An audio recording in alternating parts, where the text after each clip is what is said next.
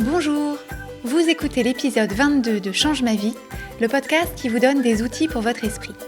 Je suis Clotilde Dussoulier, auteure culinaire mais aussi exploratrice de ma vie intérieure et je partage ici les découvertes qui ont changé ma vie.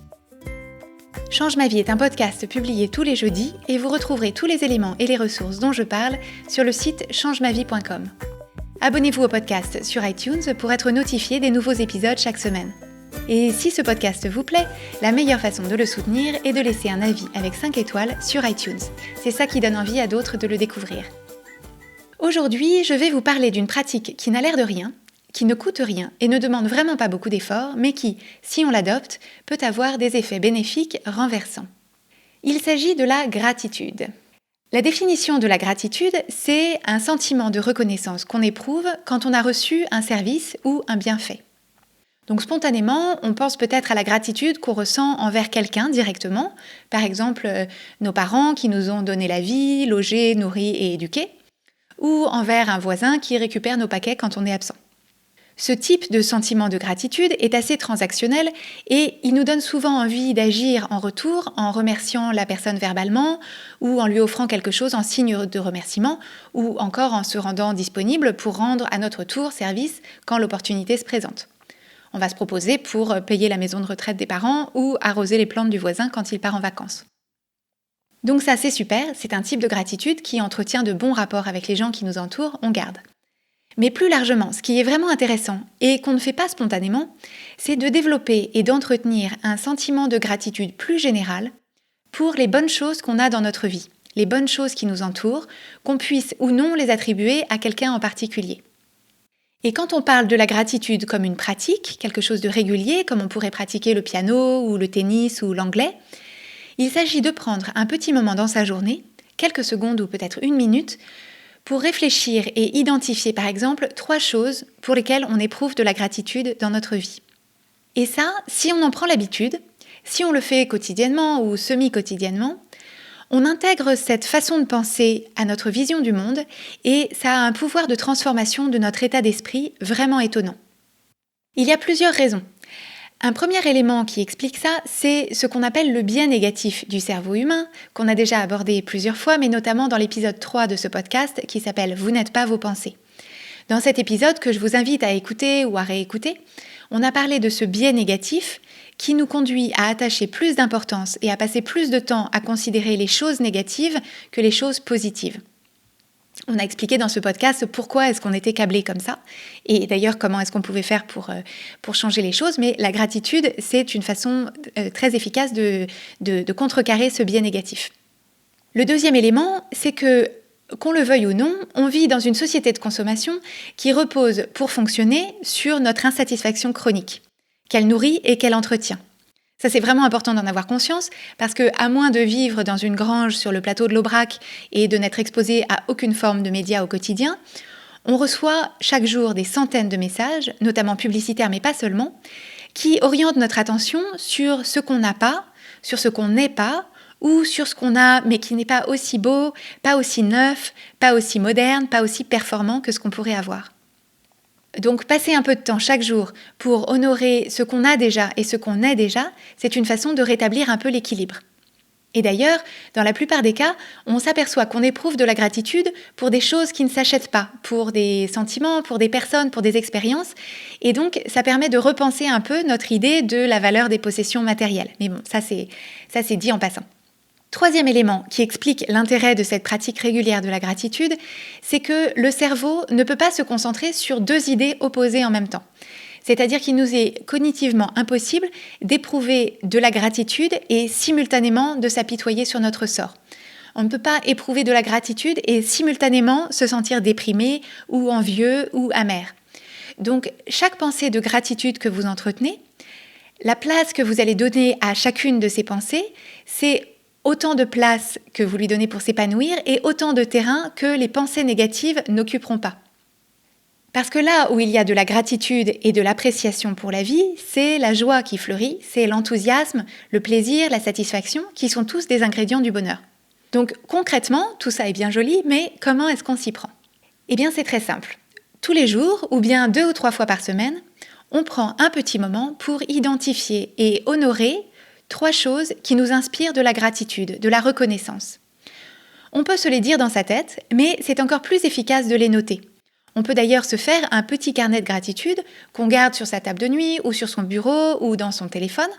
D'ailleurs, il y a des applications qui sont conçues exprès pour ça. En tout cas, le fait de les noter a un effet cumulatif, c'est-à-dire que le fait de concrètement voir au fil des jours ces lignes qui s'ajoutent les unes aux autres, on prend conscience de l'accumulation des bienfaits qu'on a dans sa vie et les jours de blues, on peut retourner en arrière et se remémorer toutes les bonnes choses.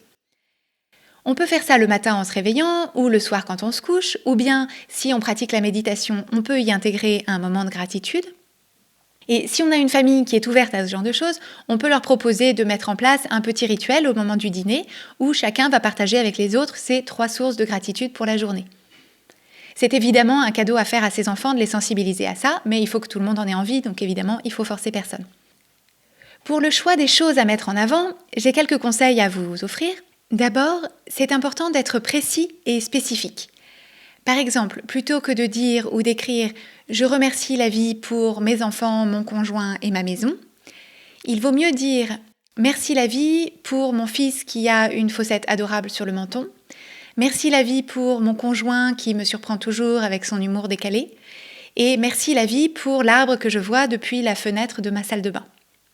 La raison pour laquelle c'est important d'être précis et spécifique, c'est que ça évite d'une part de dire tous les jours la même chose, ce qui émousserait l'efficacité de l'exercice, mais c'est aussi cette spécificité qui nous conduit à chercher et à ressentir sincèrement l'émotion de la gratitude. En s'efforçant d'être précis, on s'implique, on fait vivre les détails dans notre esprit et c'est ça qui rend la pratique vraiment incarnée. Donc on peut choisir un thème, par exemple une personne ou une dimension de notre vie, et identifier 3 raisons précises d'éprouver de la gratitude pour cette personne ou cette dimension de notre vie, par exemple notre travail, le lieu où on vit ou notre corps. Ou alors, on se contente de collectionner au fil de sa journée des petites choses disparates qui se présentent, qu'on remarque et qu'on apprécie. Le barista qui vous resserre du café sans que vous l'ayez demandé, le coup de fil inattendu, la personne qui vous a aidé à ramasser vos papiers qui sont tombés sur le quai du métro. Ce qui marche bien, c'est de prêter attention aux événements imprévus, inattendus ou surprenants. Mais à vrai dire, dans ma pratique personnelle, plus c'est petit, plus c'est quotidien et plus ça me ravit. Je trouve ça encore plus poétique d'éprouver de la gratitude pour la saison des myrtilles, le merle dans la cour et mes clavicules. Si on se sent un peu bloqué et qu'on n'arrive pas vraiment à identifier des choses pour lesquelles on éprouve de la gratitude, si on ne pense à rien de particulier, on peut utiliser des phrases comme « j'ai vraiment de la chance parce que » et on complète. Ou alors « je n'imaginerai pas ma vie sans » et on complète. Ou « ma vie est plus jolie grâce à » Ce qui m'apporte de la joie au quotidien, c'est » Le truc le plus chouette ou le truc le plus incroyable qui s'est passé aujourd'hui, c'est » Le truc le plus beau que j'ai vu aujourd'hui, c'est » Le truc le plus drôle que j'ai entendu aujourd'hui, c'est » et je peux être fière de moi parce que » Et ce qui est vraiment extraordinaire quand on met en place cette pratique, c'est que ça devient un filtre au quotidien. En fait, ce qu'on fait, c'est qu'on programme son cerveau à chercher en continu des raisons d'être content et reconnaissant, et quand on cherche, on trouve. De sorte qu'on met en place un vrai cercle vertueux. À force de dire merci à la vie, on trouve de plus en plus de raisons de dire merci à la vie et on éprouve du coup encore plus de gratitude. Et bien sûr, plus on remarque ces choses-là, plus on a envie de les partager avec les autres, plus on a envie de leur exprimer notre gratitude, plus on se sent connecté à eux et plus on renforce ce qui nous plaît chez eux. Et si tout ça ne vous a pas encore convaincu, il y a des études qui ont été faites qui montrent que mettre en place une pratique de la gratitude comme je vous l'ai décrite pendant cet épisode permet au bout de 2 ou 3 semaines seulement de diminuer le stress, d'améliorer la qualité du sommeil, d'augmenter la sensation d'énergie et l'optimisme et même de booster l'immunité. Tout ça pour quelques secondes de votre attention au quotidien, quelques secondes de plaisir. Ça vaut le coup d'essayer quand même. Comme application de l'épisode de cette semaine, c'est encore mieux qu'un exercice, c'est un challenge que je vous propose. Je vous donne rendez-vous sur la page Facebook de Change ma vie à l'adresse facebook.com/oui-change-ma-vie en un seul mot et je vous invite jusqu'à la fin du mois de septembre à partager avec moi et avec les autres auditeurs de Change ma vie 3 choses qui vous inspirent de la gratitude. Vous pouvez venir poster tous les jours, Vous pouvez venir un jour sur deux ou quand vous en avez envie ou quand vous y pensez. En tout cas, moi je serai là, je vous lirai et si ça vous motive pour mettre en place cette pratique au quotidien, ce sera un vrai win pour vous et pour moi. Donc voilà, le défi est lancé, je vous attends. Et si vous écoutez cet épisode en différé et que le challenge de septembre 2017 est terminé, n'hésitez pas à venir quand même nous parler de votre pratique de la gratitude sur cette même page Facebook. Vous retrouverez les notes de cet épisode sur changemavie.com où vous pouvez aussi vous inscrire à la newsletter pour retrouver 3 exercices simples pour mieux explorer votre esprit. Abonnez-vous au podcast Change ma vie sur iTunes, laissez-y votre avis si vous le voulez bien et suivez son actualité sur Instagram et sur Twitter sous l'identifiant Oui Change ma vie en un seul mot. Et n'hésitez pas à partager ce podcast avec vos amis si vous pensez qu'ils pourraient en bénéficier. Merci et à jeudi prochain.